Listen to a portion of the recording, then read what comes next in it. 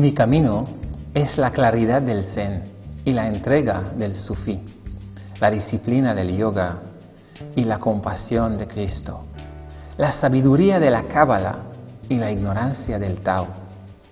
Es un camino sin caminos, y sus huellas se graban por el viento entre los montes y los valles del viaje de mi alma. Mi corazón por fin descansa, entregándose a aquello, más allá de toda separación, cuna de la auténtica divinidad, que está en ti, querido ser humano, humilde discípulo de un misterioso despertar. Una cita con el amor se ha venido esta tarde a un bello rincón del Valle del Guadalhorce y se ha encontrado a Abhijay. Muy buenas tardes, Abhijay. Muy buenas tardes. ¿Cómo estás? Muy bien, gracias. La gente que está acostumbrada a ver personas que se visten como yo dirá: ¿quién es ese chico que se viste de blanco y se rasura el cabello y no lleva melena y parece tan espiritual? ¿Podríamos decirlo? Sí, salvo que para mí espiritual lo es todo. ¿Espiritual para ti sería natural, por ejemplo? Espiritual para mí es autoconsciente. Autoconsciente. Espiritualidad es autoconciencia para mí. Y si vuelvo a tu pregunta original, sí.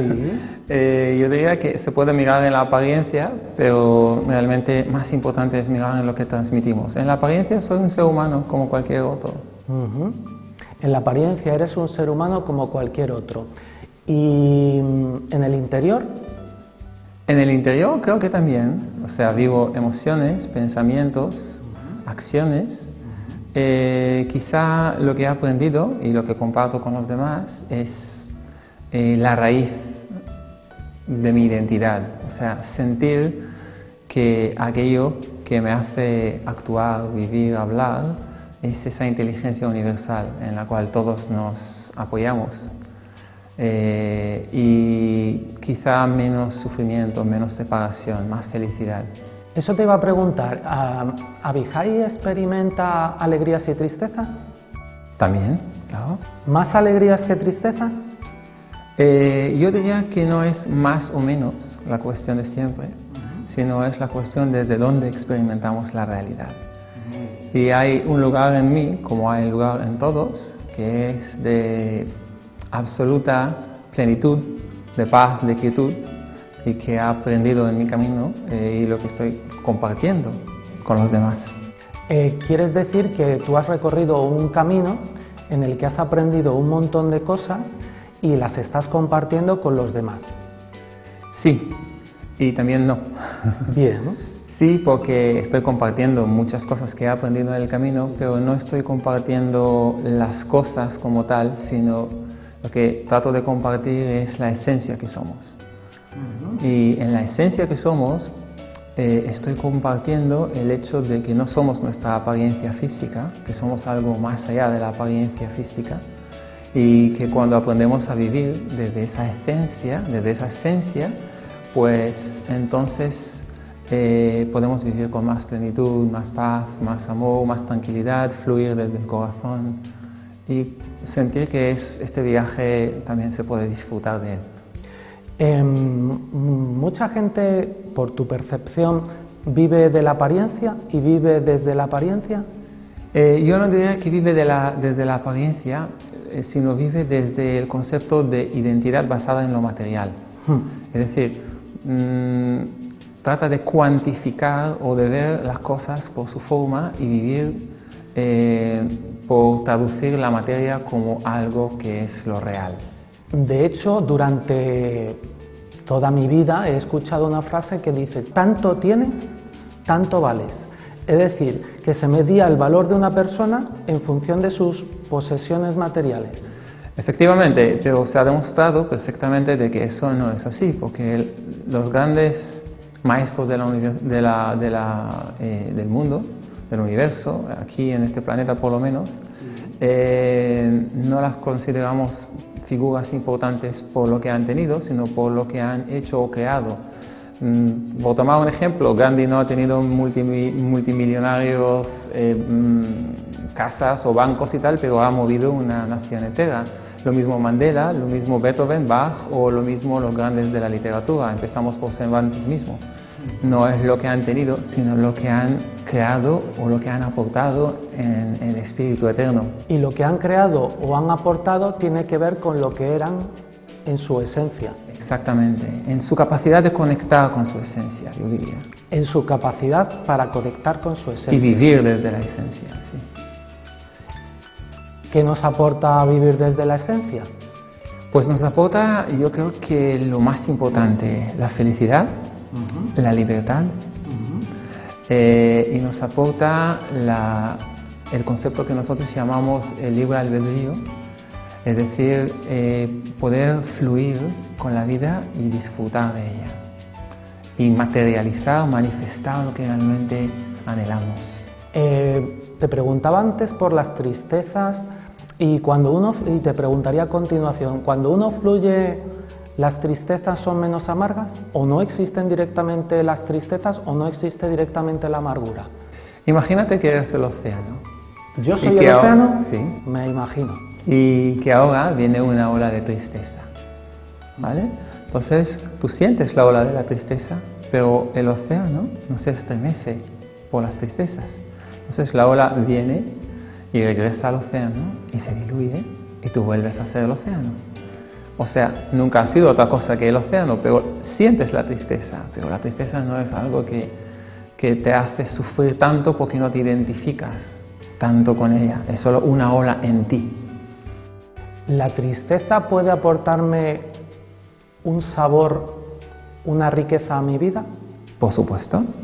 De hecho, la mayoría de las investigaciones demuestran que el despertar en la conciencia, lo que es uno de los propósitos por el cual se puede decir que yo me siento entregado o trabajando, se causa muchas veces por sufrimiento. Es decir, que hay, como bien en el caso del budismo, la enfermedad, la vejez, la muerte le han motivado al Buda, o a Buda, el original Shakyamuni, a investigar lo que es la felicidad.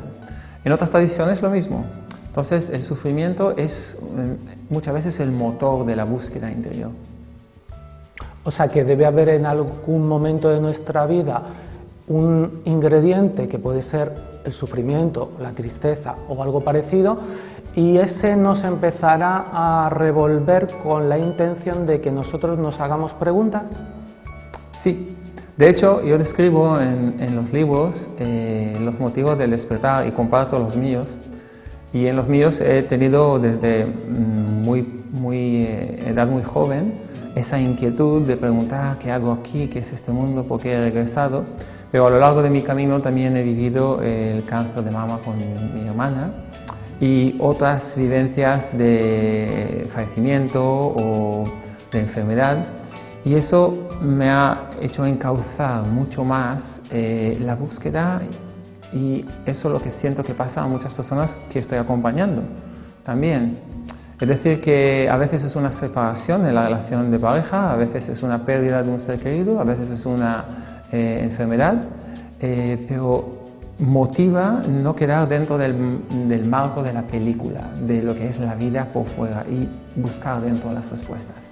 ¿Hay algún acontecimiento en tu vida que produce ese despertar o que produce esa experiencia tan fuerte que a ti te haga detenerte y decir, un momento, ¿qué está pasando aquí?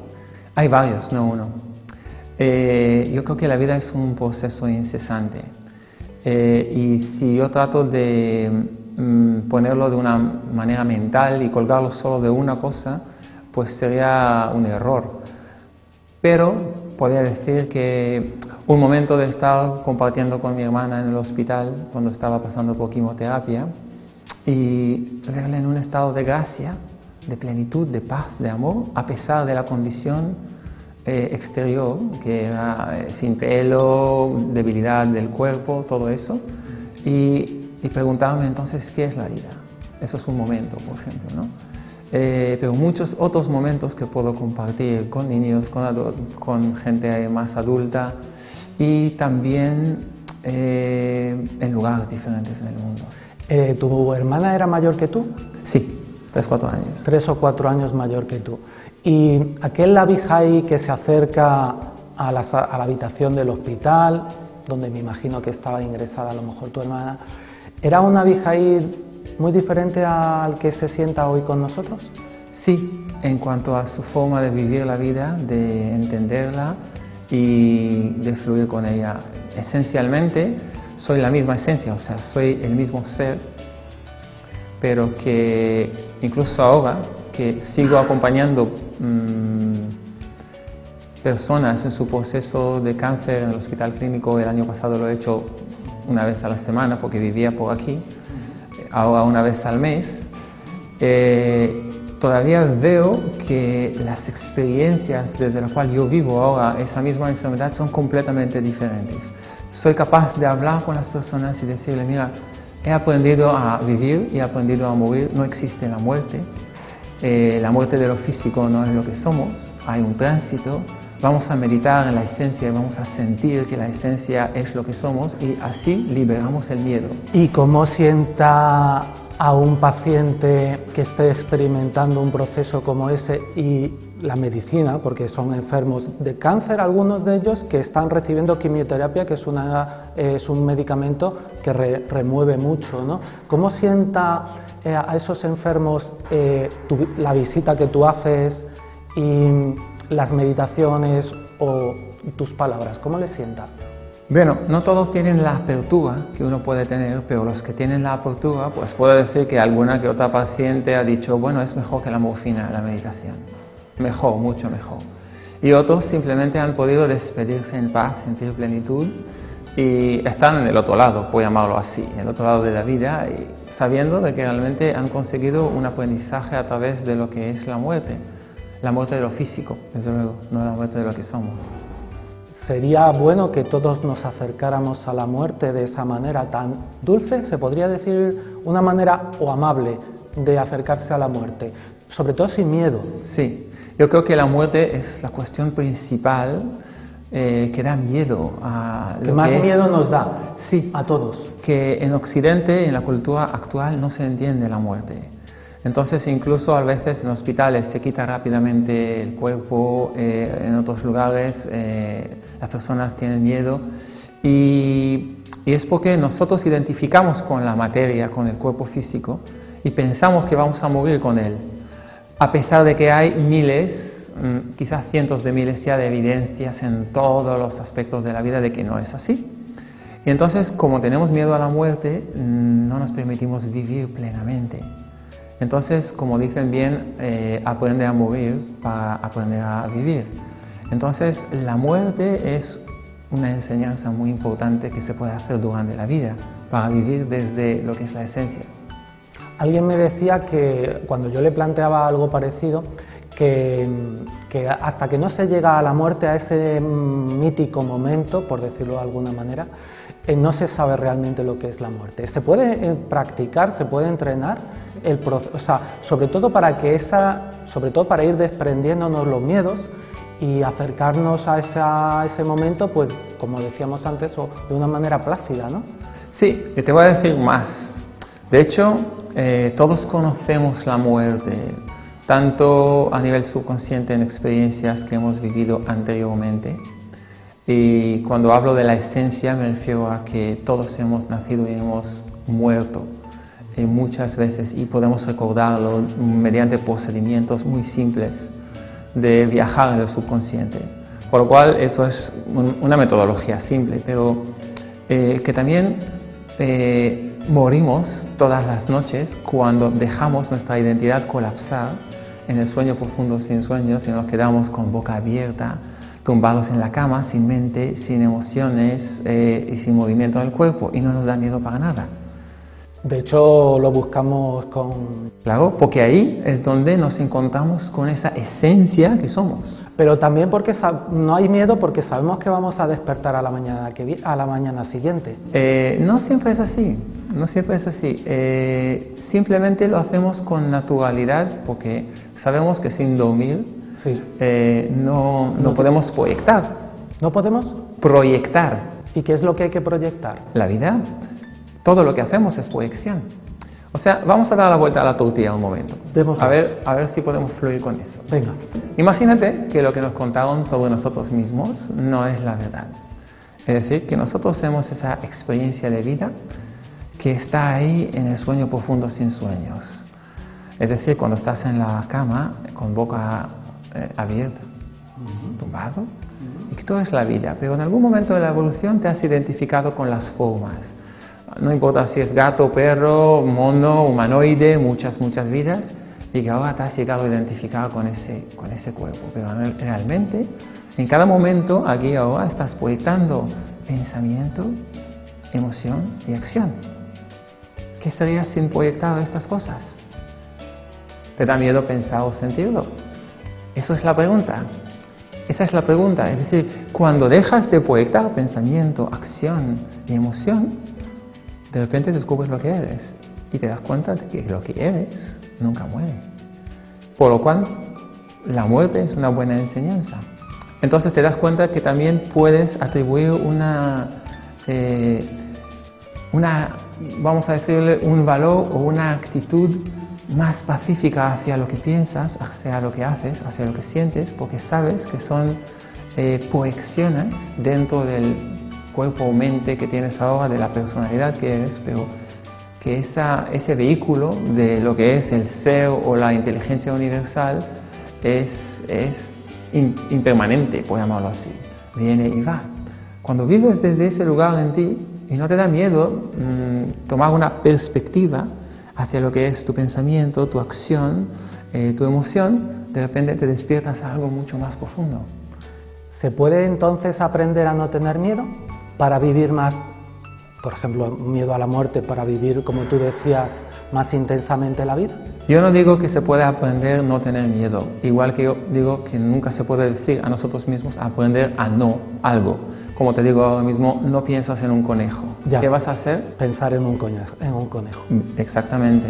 Entonces lo que sí se puede hacer es vivir nuestras muertes conscientemente y tomar conciencia de que no hemos muerto.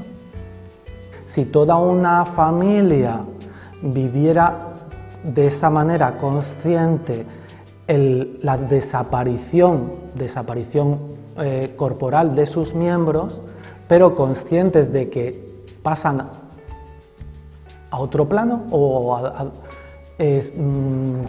viviríamos en un clima respecto a la muerte de aceptación, a lo mejor, o de ¿cómo sería? ¿De aceptación? Sí. ¿De naturalidad? Sí, pero también entenderíamos que la muerte y el nacimiento son fenómenos naturales, no solamente que no tendríamos miedo, sino también pondríamos las condiciones oportunas para permitir muertes pacíficas, armoniosas, reveladoras, igual que nacimientos. Ahora mismo lo estamos haciendo más en el entorno de fábrica, o sea... ¿El laboratorio? Laboratorio o fábrica, en algunos hospitales u otros, y viviríamos desde una perspectiva completamente diferente en toda la humanidad. Pero en algunas comunidades espirituales u otras sí hay un acompañamiento decente de la muerte, o por lo menos una percepción muy diferente del tránsito que sucede en la muerte. Y entonces yo creo que todo lo que es el enfoque de la vivencia aquí en planeta Tierra cambiaría. Porque entonces, en lugar de vernos como un producto biológico, o al azar incluso, nos veríamos como entidades conscientes que han venido aquí a tomar un cuerpo, a realizarse, a cumplir sus anhelos, a alcanzar felicidad interior, y cuando han terminado sus aprendizajes dejan el cuerpo y se van. Entonces la perspectiva va a ser cómo compartir la felicidad, cómo compartir el aprendizaje de cada uno. Ya no miraríamos en lo que es lo material desde la perspectiva que tenemos ahora, que es la lucha por los recursos, y vamos a compartir los recursos. Entonces entenderemos que realmente de aquí no llevamos nada, ni el cuerpo, ni la casa, ni el coche, ni siquiera los hijos y la mujer, o el hombre, o el marido, sino llevamos solo las experiencias. ¿En algún momento de la historia, en algún lugar del mundo, ha habido alguna comunidad que haya vivido con esa conciencia? Yo creo que sí.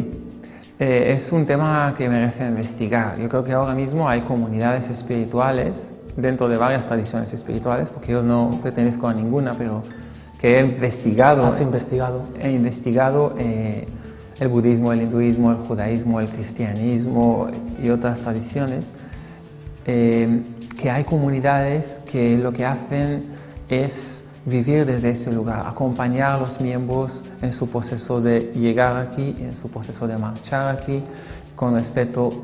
Y creo que también anteriormente a la civilización actual también podían haber civilizaciones que vivían de esa forma.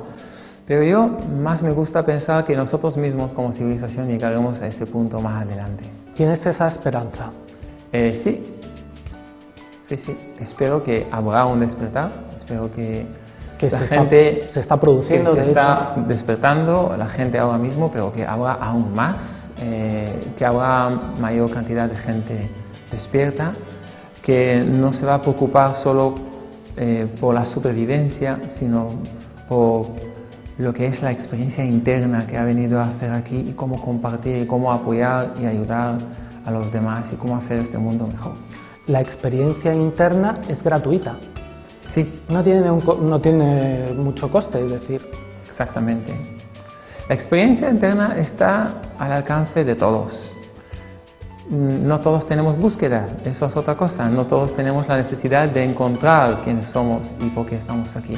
Pero, ¿tú crees que no todos en el fondo tenemos esa? No, en el fondo sí, pero no todos tenemos ese anhelo tan ardiente. Bien. Hay gente que le nace de dentro en un momento más tarde en su vida, o hay otras que no le nacen en una vida entera, o otros que le nacen en un momento muy temprano. Pero finalmente la necesidad yo creo que está ahí inherente a la vida, eso sí. Y hay un placer en encontrar esa... Quiero decir, yo te escucho y a mí me convences, ¿no? Sí. Y digo, qué bonito sería explorar ese ámbito dentro de mí en el que yo me encuentre por un momento o durante un rato en un estado de paz que me va a producir en el fondo una felicidad intensa.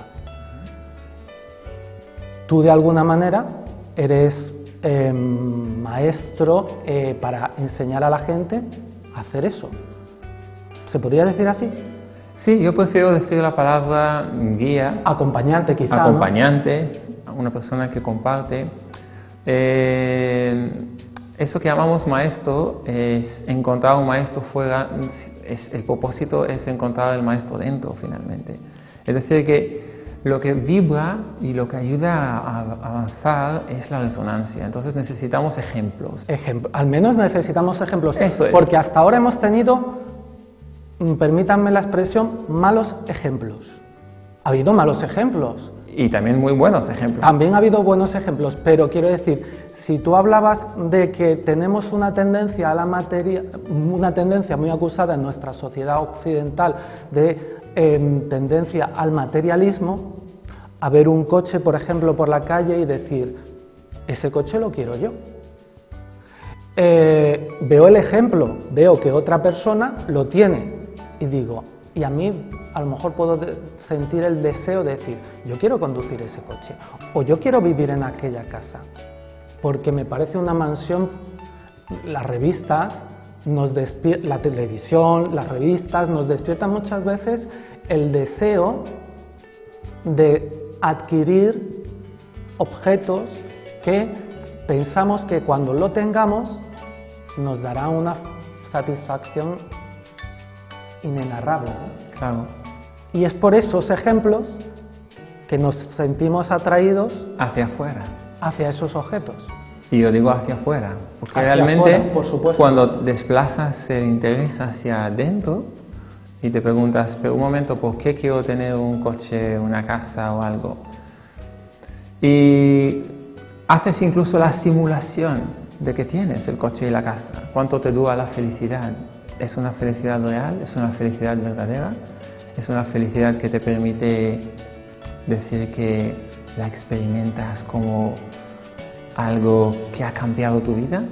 Demuestra que no. En la mayoría de los casos, incluso cuando hay gente que ha ganado la lotería, como suelo decir aquí. Y en el libro también cito algún caso que otro, en el segundo libro. O se compra un coche deseado, o se compra la casa. Que esa felicidad es una felicidad que depende de objetos o de objetivos. Mediante conseguir esos objetivos tienes cierta felicidad, pero una vez consigues los objetivos, ya la felicidad a veces desvanece. Sí. Entonces, la felicidad que realmente nos alimenta de dentro no es una felicidad por tener, sino una felicidad por ser. ¿Qué es lo que tú has preguntado antes? Si yo pudiera alcanzar esa vivencia en tu interior, y digo, ¿y por qué no? Porque tú ya eres eso que estás buscando, simplemente lo tienes que descubrir en ti. Claro, poniendo comparativamente, yo puedo hacer las dos cosas. Como experiencia vivencial, como cualquiera de los espectadores, puedo decir, deseo ese coche, me lo voy a comprar, me lo compro, y veo que esa experiencia o esa felicidad y se desvanece de alguna manera. Puedo probar también esta otra y decir, me dura más, me satisface incluso más. Eso es. ¿Con cuál me quedo? Peso en la balanza las dos y digo, me voy a quedar con esta porque me ha gustado más el resultado, ¿no? Es como el que prueba dos helados, dos sabores y dice, me quedo con uno. Pues a lo mejor puedo decir, me gusta más esta. Sí, pero trata de pensarlo quizá de otra forma. Mira, como guía de personas o como acompañante me dedico a enseñar dos cosas, meditación y terapias. Y a través de la meditación tú experimentas de una forma directa, sin etiquetas religiosas, con la ciencia que tenemos ahora, ciencia moderna, que tú puedes experimentar en ti un estado de paz, de dicha y de plenitud, siempre y cuando quieras. Eso es un gran logro, ¿no? Entonces, cuando tú dices voy a hacer la balanza, tú lo enfocas desde tu mente, pero en realidad ahí no va a entrar ni siquiera tu mente, lo vas a sentir, lo vas a vivir. Y vas a sentir que lo que tú quieres es estar ahí y vivir eso cuanto más mejor. Y esto te permite vivir sin dependencia, o por lo menos con dependencia mucho menor en el aspecto exterior de la vida. De eso estoy hablando. Y bueno, ahí están también las terapias que ayudan a las personas a liberar los condicionamientos que crean apegos, sufrimiento, etc. Pero básicamente se dirigen al mismo lugar, de que dentro de ti ya está en potencial la experiencia de la felicidad incondicional y que lo que hace falta hacer es simplemente descubrirlo. Hablabas de condicionamientos, de que hay determinadas herramientas que nos permiten liberarnos de condicionamientos. ¿Cómo llegan los condicionamientos a nuestra vida? Y llegan desde que nacemos aquí, en este mundo, y llegan porque con la educación, con... Ponme un ejemplo de condicionamiento que hayas observado en tu camino. ¿Qué condicionamientos hay? Muchísimos, pero coge a los niños, por ejemplo, los niños más pequeños. Antes hemos comentado, imagínate un niño que su anhelo cuando viene aquí es tocar música. Y cuando llega a lo que es el jardín de infancia le dicen, bueno, pues la música está bien. Y cuando llega al colegio, pues no, aprende matemática e inglés, es lo más importante y se frustra. Es lo más útil, a lo mejor es lo más útil, ¿no? Lo más importante y se frustra y desarrolla bajo autoestima y finalmente siente cierta depresión porque no siente que lo que ha querido aprender desde su comienzo de vida o lo que le atrae no puede cumplir con ello. Entonces, eso hablando desde que llegamos aquí, pero imagínate que llegamos aquí muchas veces, entonces hay muchos ciclos de vivencia en donde hemos recogido ciertos condicionamientos, podemos llamarlo así, ¿no? Sobre nuestra felicidad. Sí. Venimos aquí muchas veces. ¿Eso qué significa? Significa que cuando tú miras en lo que es el viaje de tu esencia, sí, en tu subconsciente, cuando lo investigas, y ahora mismo hay muchas investigaciones que son asequibles a todo el mundo, te das cuenta de que en tu subconsciente hay registros de muchas, lo que llamamos vidas pasadas. Vidas pasadas, sí. Muy bien. Y una de las terapias que hacemos es una terapia de vidas pasadas en la cual vemos vidas, nacimientos, muertes, pasados. ¿Y algo que me ha ocurrido a mí, a lo mejor en una vida pasada, me puede estar afectando y condicionando a día de hoy? En esta nueva vida, ¿no hay un borrón y cuenta nueva que se suele decir? Sí, hay un borrón y cuenta nueva que es tu nacimiento, en el cual tu mente consciente está abierta a la nueva experiencia, pero tu subconsciente viene condicionado por muchas vivencias anteriores. Eso no solo explica el sufrimiento, sino también explica los dones y los talentos. ¿Cómo es posible que alguien venga aquí con muchos talentos y muchos dones? No es solo la genética, que es el vehículo de lo que llamamos alma, sino también el cúmulo de aprendizajes en el mismo campo. Por ejemplo, que a un niño pequeño se le ponga un piano delante y sorprendentemente frente a otro tenga una habilidad al tocarlo que tú dices, bueno, ¿cómo es posible, no? Exactamente.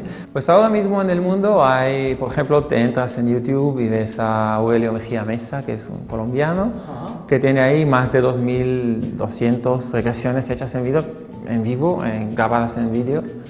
Y puedes entrar y ver mujeres, hombres, niños, bueno, adolescentes en regresión. Pero antes, en el mundo anglosajón, había mucha gente como Brian Weiss, que ha publicado muchos libros.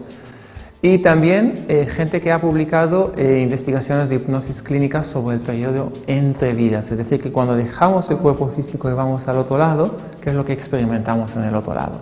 Sobre todo un psicólogo que se llama Michael Newton, que también sus libros están en español, La vida entre vidas, el destino de las almas, que explica que realmente también tenemos experiencias en el otro lado de la vida cuando dejamos este plano.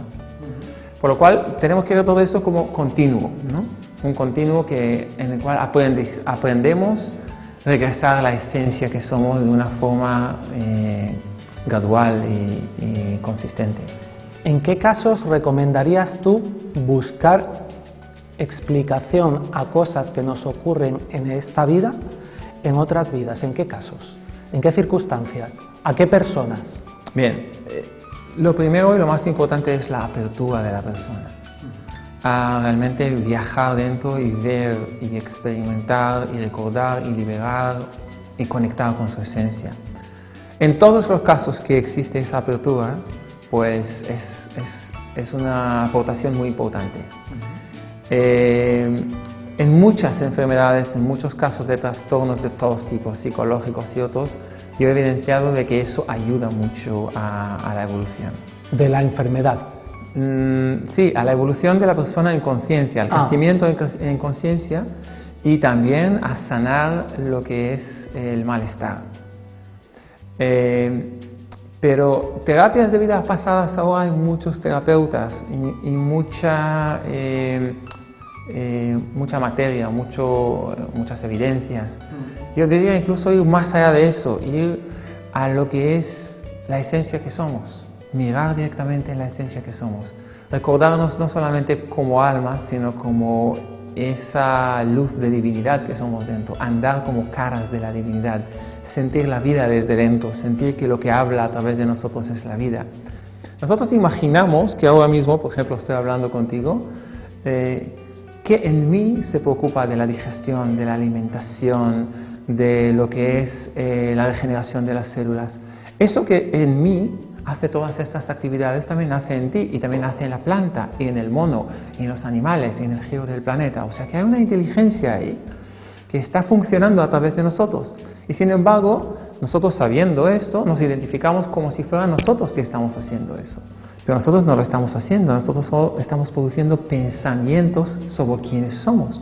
Entonces, cuando te bajas a la esencia y te das cuenta de que esa inteligencia es lo que tú eres a última instancia, en la última realidad, entonces cambia tu perspectiva. Eso es un despertar aún más profundo que el despertar solo en temas de vidas pasadas, que también es muy importante. Por supuesto, por supuesto. De hecho, el despertar o el descubrir que determinadas vidas pasadas pueden influir dentro del actual, solo sería una parte de algo más grande en la que tú sugieres, propones o comentas que es posible de alguna manera. Es una capa en la cebolla, vamos a llamarlo. Es una sola capa de la cebolla. Vamos a llamarlo así. ¿Cuál es el bulbo de la cebolla? ¿Cuál es la raíz?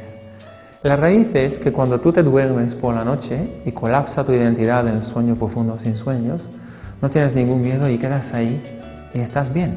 ¿Cuánto tiempo dura ese sueño profundo? Hay varios ciclos, normalmente 3, 4 ciclos desde pasar por todos los estados de conciencia en unas olas. ¿En una noche? En una noche hay 3 o 4 ciclos, cada ciclo es aproximadamente de 1 hora y media y en cada ciclo tú experimentas eso unos cuantos largos minutos. O sea que realmente cuando tú te entregas a eso que eres, sin la identidad que tú proyectas, descubres esa inteligencia universal que fluye por el mundo, por el universo, por el tejido de tiempo y espacio. Allí puedes descansar y sentir la dicha, la plenitud, la felicidad de una manera natural. Y no tienes que ser un religioso ni de alguna tradición espiritual para eso. Es la naturaleza de lo que eres. Problemitas que se podrían ver muy grandes desde otra perspectiva, se ven minúsculos desde esa perspectiva. Efectivamente. Eso es el gran beneficio del despertar, mucho menos sufrimiento porque hay mucha menos identificación. Por lo cual tú empiezas a ver la película que estás viviendo de dos formas paralelas y muy interesantes. Una es sentirte como el dramaturgo, la inteligencia que te pone a hacer estas cosas, que tú eres esa inteligencia en la raíz de tu identidad. Y otro es lo que es el actor que está ahí en la película. Y mayoritariamente estamos identificados con el actor. Exactamente. Y entonces el alivio sucede cuando de repente asumes esta perspectiva nueva de verte como la inteligencia misma y te entregas a eso y lo vives como es un juego y vamos a disfrutar. Por eso incluso en las enseñanzas cristianas dice Jesús, hay que volver a mí como niños, ¿no? Y es como niños, porque el niño no se preocupa lo que va a pasar en 10 años, en 15 años, vive el momento, disfruta del juego y está jugando con lo que la vida le ofrece. Y eso es precioso, eso es vivir desde el juego, desde el entusiasmo. ¿Permitir a nuestros hijos que vivieran de esa manera? Sí, de hecho lo estoy haciendo. ¿Tú lo estás haciendo? Sí. O sea, desde que nacieron tus hijos, tu mujer y tú estáis permitiendo que sean como. Vamos intentando, porque claro, es un intento, porque estamos también rompiendo con un arco de creencias, sistema, etcétera, intentando educar a nuestros hijos en la libertad de elección, en aprender a jugar las cosas y seguir lo que su corazón anhela. No estructurar, ni poner propósitos, ni compararse, ni limitar la creatividad en muchos campos de la vida. Tu mujer y tú fuisteis educados en otras ideas. Efectivamente. Cuando comparáis de alguna manera vuestros recuerdos de cómo fue vuestra infancia y veis cómo se comportan o cómo actúan o cómo son vuestros hijos, ¿qué diferencia encuentras entre lo que tu mujer y tú fuisteis y lo que están siendo o viviendo o sintiendo tus hijos? Pues mis hijos son muchísimo más felices que yo he sido como niño. Y ellos son mis maestros. Yo creo que los niños en general son nuestros maestros. Esta generación nueva, cómo vivir desde esa felicidad que consiste en varios elementos, pero que ahí vemos que podemos nosotros volver a nuestro niño interior y celebrar la vida desde ese niño interior cada vez más, como adultos. ¿Eso, por ejemplo, es una de las cosas que estás aprendiendo de tus hijos? ¿O que has aprendido viendo crecer a tus hijos? Sí, entre muchas otras.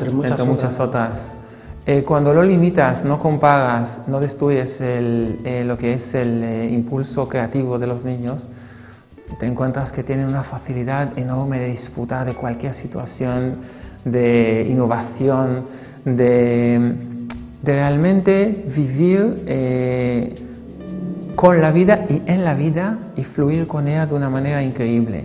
Mientras que nosotros, los humanos que hemos crecido con la educación anterior, solemos tener muchos más condicionamientos, poner objetivos, compararnos con lo que hemos conseguido, lo que no hemos conseguido, sentir que nos criticamos, nos hacemos juicios, todas estas cosas que yo trato de ahorrar de una forma consciente a mis hijos y aprender con ellos otra forma de vivir. Por ejemplo, me surge la cuestión de la autoexigencia. La autoexigencia la hemos aprendido muchos porque desde pequeño han sido exigentes con nosotros, incluso poniendo muchos límites. Sí. De forma que llevamos la autoexigencia con nosotros y la autoexigencia crea mucha insatisfacción y mucha infelicidad. Así es. El prejuicio sobre nosotros mismos, la autoexigencia, es el control de la mente sobre el corazón. Y la mente controla porque le hemos dado ese permiso y nos hemos educado con ese permiso. Y en lugar de que la mente controle y crea sufrimiento, tenemos que aprender en ese camino de búsqueda interior, de crecimiento y de vuelta hacia nuestro niño interior, a poner la mente al servicio del corazón. Entonces, cuando surge el pensamiento, no he hecho tan bien como quería, no me he expresado, por ejemplo... Lo he hecho mal, soy tonto, etcétera, ¿sí? etcétera. En ese momento, cuando tienes la perspectiva de la vida del niño, ese pensamiento se disuelve en ese océano del corazón que está abierto. Y como hemos dicho en algún momento, pues cuando vivimos desde el corazón como los niños, entonces se quitan estas corazas, estos escudos que llevamos a veces vidas, y empezamos a vivir desde la esencia. Y eso a un adulto se le puede esperanzar con que es posible todavía. Siempre, incluso en una edad muy mayor, según mi experiencia, ¿no? He tenido experiencia con mayores de edad, de verdad, que han aprendido a meditar y para ellos fue un oasis. Y de ahí salió creatividad, pintura, escritura, nació muchas formas de creatividad como danza, música, a una edad muy mayor y un sabor nuevo a la vida. Un sabor nuevo a la vida en cualquier momento creo que es una razón bastante poderosa como para darle y darse a uno mismo la oportunidad, ¿no? Vamos a tratar de darle el enfoque un poco diferente. Yo no diría que es otra oportunidad, yo diría que cuando digo un sabor nuevo a la vida es que la vida se convierte en un viaje de aventuras, en donde tú cumples lo que tú quieres cumplir y tú manifiestas lo que quieres manifestar y juegas. Eso es como los niños experimentan muchas veces la vida. Entonces, cuando dices segunda oportunidad suena como hemos perdido una, ahora viene la segunda y ya estamos otra vez en juicio. Así digo, no, ahí es una aventura. ¿Por qué no aprovechar de la vida? ¿Por qué no hacer lo que queremos? ¿Por qué no vivirla desde la libertad del ser que somos? Y vernos como caras de una divinidad que se está manifestándose aquí en una forma humana, humilde y jugar con las cosas, crear sin exigencias, comunicarnos desde el corazón, dejar de imponer reglas rígidas que nos limitan al dominio de la mente y de la materia y vernos como somos. Y en esa frase que acabas de decir, permíteme extraer la palabra humilde. ¿Qué nos aporta crecer en humildad? Humildad nace de una manera natural. ¿Cuándo? No siempre. No, explico. Por favor. Nace de una manera natural en uno mismo cuando se da cuenta de que esa inteligencia que fluye por mi cuerpo, que hace mi digestión, mi regeneración de las células, también fluye por la tuya y también fluye por las plantas y por los animales y por las estrellas, que hace girar. O sea que esa inteligencia no está limitada a mí. Yo solo la experimento de una manera humilde en mi cuerpo humano. Y eso me crea una dimensión de humildad de una manera natural. Es decir, esa inteligencia es mucho más grande de lo que mi mente es capaz de entender, pero sí mi corazón es capaz de experimentar. Por lo cual, la felicidad que yo puedo vivir al unirme a ella y experimentarla de una manera natural es fantástico. Es fantástica, ¿no?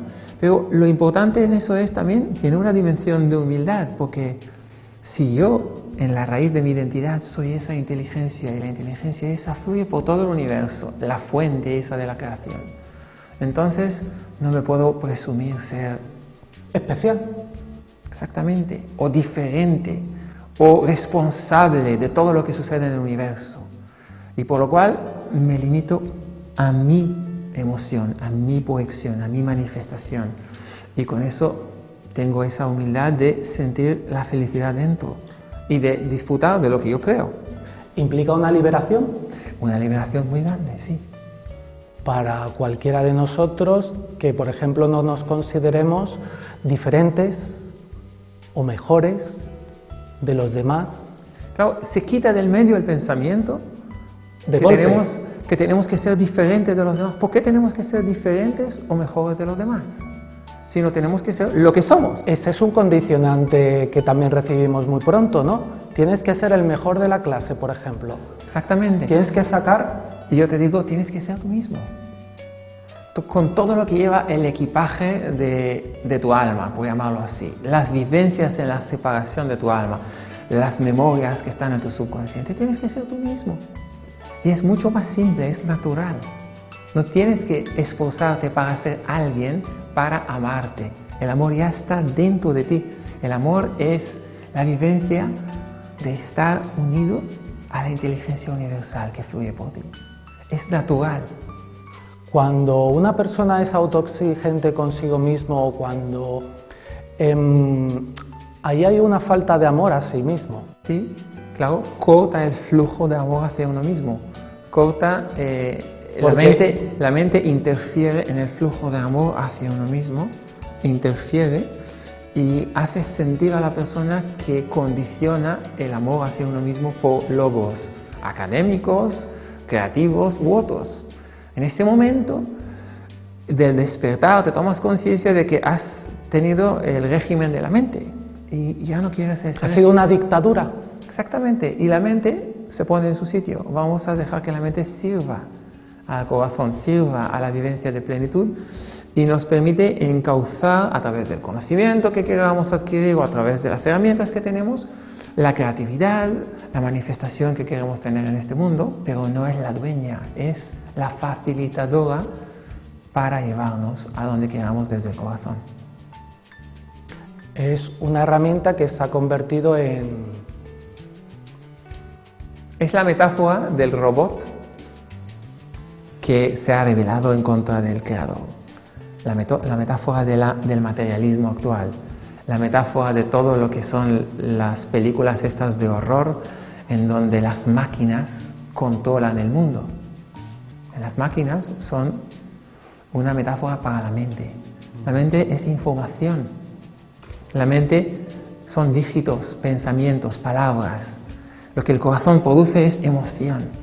Y la vida es vivir en la emoción y coger la información al servicio de la emoción.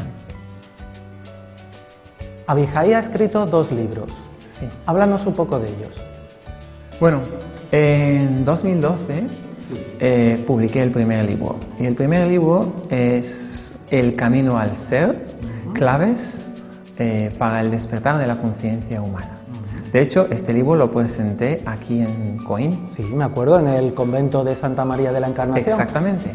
Y este libro fue el primer libro que es el fruto de unos cuantos años, 3-4 años, que estaba viviendo en el campo con mi pareja y con mis hijos en una tienda mongol. ¿En una tienda mongol? Sí, en donde hemos vivido al lado de la naturaleza y yo he podido sintetizar lo que es la experiencia del viajero en esta realidad del siglo XXI. Las tradiciones espirituales, temas como lo que es la ciencia y la espiritualidad, todo lo que es la teoría y la práctica del despertar en mi trabajo o en mi experiencia en un libro que me ha tardado unos cuantos años, como he dicho, y que en él puedes hacer ejercicios y puedes leer preguntas y tener respuestas. ¿Hay ejercicios? ¿Sí? ¿Hay ejercicios incluso? Es un libro de teoría y práctica, literalmente. Hay preguntas, respuestas y hay ejercicios. Y el segundo libro es un libro que es titulado en lo que es lo femenino, lo que es el yin, porque el camino al ser es masculino y las caras de la divinidad es todo femenino.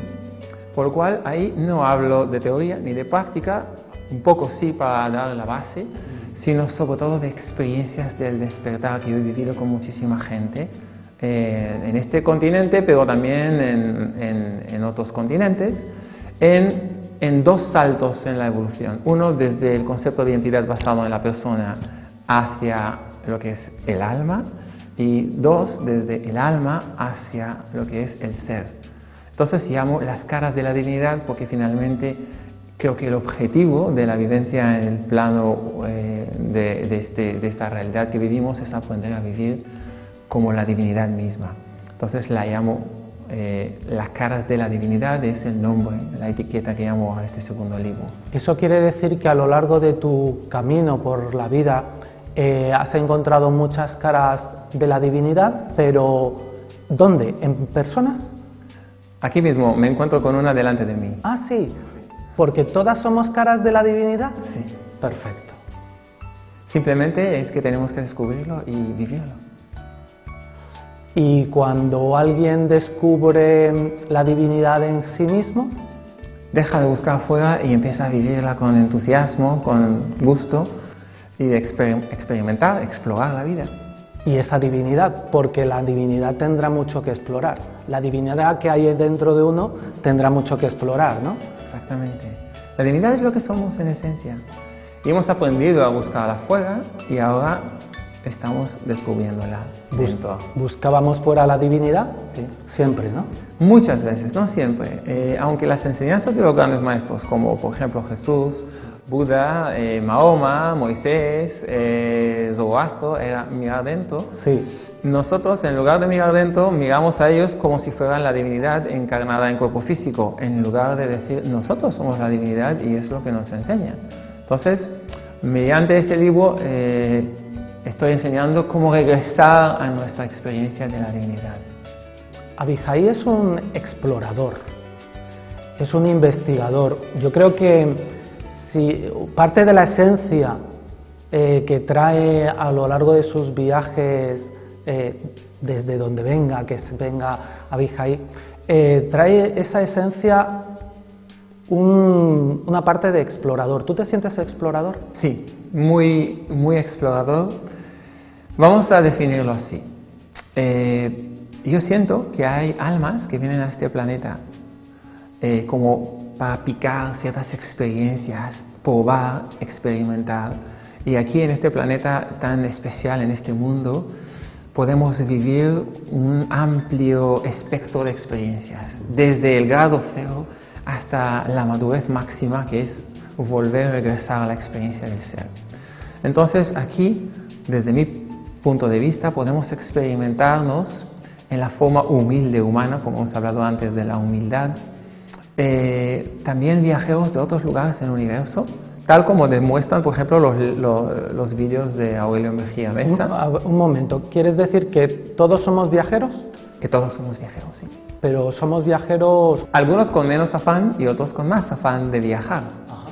Pero básicamente, en la forma humana podemos reencarnarnos ahora mismo en el planeta, y mucha gente me pregunta cómo es que ahora somos 7.000 millones de personas y hace 200 años hemos sido 800 millones. Y digo, pues, ¿Cómo? 800 ¿Pero millones. Antes han sido más que ahora? No, menos, ahora, menos. Por eso, ahora, o sea, vamos creciendo en superpoblación, lo podríamos llamar. Sí, vamos a decir, hace 200 años había como 800 millones de personas. Ahora hay 7.000. Ah, 7.000. O sea, una burrada más. Bueno, de donde han venido todas estas almas, todas estas manifestaciones del ser. Vale. Entonces yo explico que es como que tú pases en un aeropuerto. Puedes pasar en un aeropuerto cuando hay mucho tráfico o pasar por él cuando hay menos tráfico. Y es evidente que todos los que se encarnan ahora mismo en el planeta, desde esa perspectiva del alma, vienen de muchos lugares del universo. Y que ahora mismo hay una oportunidad por la cual mucha gente viene aquí, muchas almas, para experimentarse. Y esa oportunidad es el despertar de la conciencia. Vamos a ver, eso quiere decir que de igual manera que España es un país turístico que atrae a muchas personas de todo el mundo, la Tierra es un planeta que atrae a muchos seres de muchos lugares del universo, porque este es un lugar divertido para vivir la experiencia del ser. Yo llamaría eso no un lugar divertido, sino un lugar donde el aprendizaje es muy amplio, muy serio y también muy divertido a veces, y que permite aprender a muchos niveles cada uno según su necesidad de crecimiento en conciencia. Y finalmente, efectivamente, regresar a la experiencia del ser, desde la madurez más, desde esa vejez del alma, reconocer que todos tus viajes en la conciencia han sido basados en la separación y que ahora puedes volver a la inteligencia universal y morar en ella de una manera consciente. Eso cuando... Estos son los graduados. Ya los graduados licenciados que han llegado a un nivel muy alto. Cuando se han... Los maestros de la humanidad, mencionando Antes mencionabas a Gandhi. Bueno, por ejemplo, pero ¿por qué no hablar de Jesús que dice el Padre está en mí, la inteligencia está en mí? Eso que es la esencia. ¿Para ti Jesucristo era una persona muy evolucionada? ¿Un alma muy evolucionada? Desde luego que sí, con muchos otros. Sí, pero... Profetas, maestros de la humanidad, actuales y pasados, que han reconocido realmente que la esencia que buscamos fuera está dentro, que es nuestra madre, nuestro padre y nuestra divinidad a la vez, y que podemos vivir desde ella, desde nuestro corazón. Resulta una experiencia, escucharte simplemente, resulta esperanzador. ¿Tienes la sensación de que la gente cuando te escucha se le despierta una esperanza para sus vidas? Sí, de hecho eso es lo que trato de hacer también con charlas, con conferencias, con sesiones, despertar el entusiasmo adormecido, sí. Latente, pero a veces muy apagado o debilitado, despertar el entusiasmo, la capacidad de vivir plenamente, la felicidad que podemos vivir interiormente y no tirar la toalla, como dicen, ¿no? Sino en cualquier situación, en cualquier experiencia que vivimos, ver el potencial, ahondar en nosotros mismos y descubrir ese tesoro de la felicidad, de la vivencia desde el corazón, desde el ser, por llamarlo así, ¿no? Que hablábamos antes, es muy económica. Sí. No implica... Muy económico, sí. Y al ser muy económica, no es exigente porque cualquiera nos podemos acercar hasta ella. Sí, hay muchas metodologías, muchas trayectorias, muchos guías y finalmente aquello que acercamos a vivir, la vivencia desde el corazón, la vivencia de la fuente, de la inteligencia universal, es lo que somos, así que es completamente económica.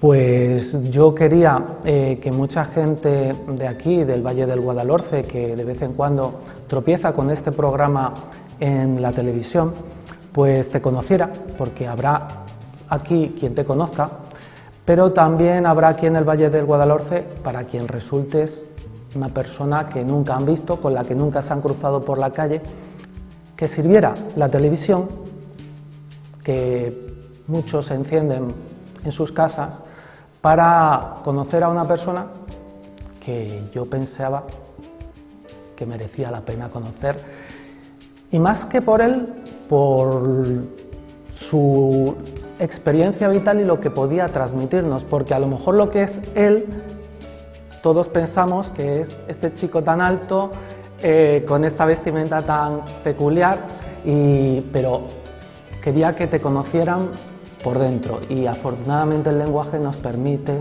transmitir lo que somos por dentro a los que están afuera.